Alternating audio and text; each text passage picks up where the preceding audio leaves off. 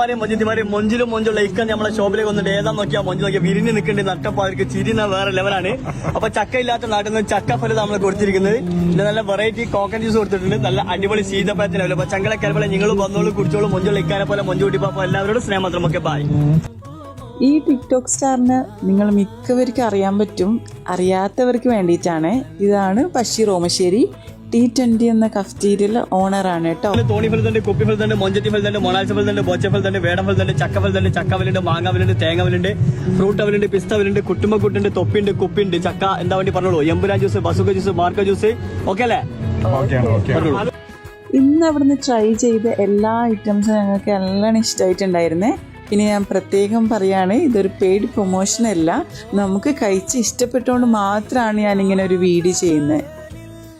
അത്യാവശ്യം നല്ല ക്ലൈമറ്റ് ആയതുകൊണ്ട് തന്നെ ഒന്ന് ലുസയിൽ കറങ്ങിയിട്ട് പോകാമെന്ന് വിചാരിച്ച്. ഇന്ന് ഹ്യൂമിഡിറ്റി ഒക്കെ നല്ല കുറവുണ്ടായിരുന്നു.